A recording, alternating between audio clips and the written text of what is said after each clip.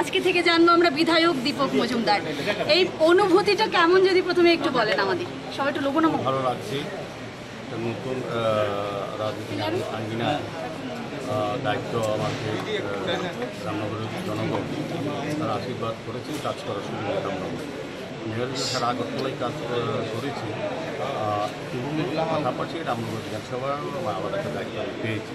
এটা আমি বলবো যে আমাদের একটা নতুন আবার নতুন অনুভূতি। বিধায়ক হিসেবে আজকে মাত্র সার্টিফিকেট পেলাম এবং কাজ করে বুঝবো যে বিধায়কের কাজ কতটা এবং কী করা উচিত। একদিকে গোটা ভারতবর্ষের লোকসভা নির্বাচন, পাশাপাশি এই ত্রিপুরা রাজ্যের উপনির্বাচন, গোটা ভারতবর্ষে বিজেপির যে ফলাফল তার সাথে আপনারও ফলাফল অনেকটাই আমরা দেখতে পাচ্ছি এই মুহূর্তে বিজেপির উজ্জ্বল ভবিষ্যৎ বলছে, সে বিষয়টা নিয়ে কি বলবেন?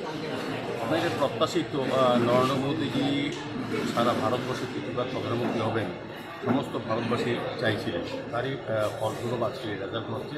এবং ত্রিপুরা তো আমরা আগে থেকে আমরা জানি, যেহেতু সারা বছরব্যাপী আমাদের ভারতীয় জনতা পার্টি কার্যকর্তারা নেতৃত্বরা সবাই কাজ করেন। সরকার আমি বিশেষ করে বলবো আজকের এই জয়ের বিষয়ে প্রথম যদি যেটা হচ্ছে এটা নরেন্দ্র মোদীজির উপর মানুষের আস্থা বিশ্বাস এবং কাজের জন্য, দ্বিতীয়ত ডক্টর মানিক শাহর নেতৃত্বে রাজ্যের মাননীয় মুখ্যমন্ত্রী সরকার যে কাজ করছে মানুষ কিন্তু তার উপর আস্থা রেখেছেন এবং বিশেষ করে পৌর নিগমের আমাদের কর্পোরেটর যে কাজ করেছেন তার উপর মানুষের আস্থা রেখেছে।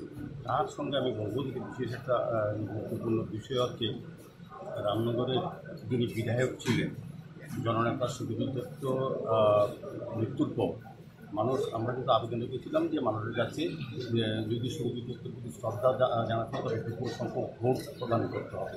মানুষ রামনগরের ভোটাররা কিন্তু সেই দিকে সাড়া দিয়েছে। আমি বলবো তারপর ওনার যে সহধর্মী প্রতিমা দত্ত উনিও কিন্তু আমার পক্ষ হয়ে আমাকে ভোট দেওয়ার জন্য রামনগর পার্টির কাছে আবেদন রেখেছিলেন। এটা একটা সাড়া। আর তারপর বলবো যে রামনগরের যারা কার্যকর্তা আছে যারা ভোটাররা আছে আমাকে তারা কাজ করার সুযোগ দিয়েছে, আমারও আশীর্বাদ রেখেছে।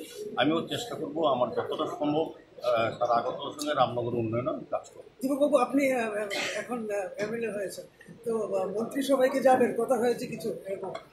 না, আমাকে তো দল দিয়েছে রামনগরে কাজ করার জন্য, মানুষ আমাকে ভোট দিয়েছে রামনগরে কাজ করার জন্য। আমি রামনগর নিয়ে আমি দাদা বিরোধী দল সম্পর্কে কিছু বলবেন?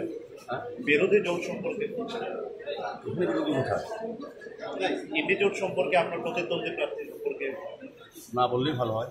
বললে তো ওনার মধ্যে যা বলবো শুনতে ভালো লাগে, না বলেই ভালো। দীপকবাবু, সুরজিৎ দত্তর থেকেও আপনার ভোটের ব্যবধান অনেক বেশি, এটা কি সুরজিৎ দত্তের আবেগের ভোটের প্রতিফলন? এটা কি প্রত্যাশিত ছিল আপনার? আমি প্রথমে বললাম তিনটে বিষয় আছে, সুরজিৎ তো আগে আবেগের বিষয় তো আছে, আমার সহধর্মীয় ভোট চেয়েছেন আমার পক্ষ থেকে, এটা আছে বিষয়। নরেন্দ্র মোদীজির উন্নয়ন, আমাদের ডক্টর মানিক শাহ সরকারের যে উন্নয়ন, এবং পাশাপাশি বলবো আগরতলা পৌর নিগম যে কাজ করেছে বা মেয়র হিসেবে যে কাজ করেছে মানুষকে এটা মূল্যায়ন করেছে। এই ব্যবধানটা কি প্রত্যাশিত ছিল আপনার?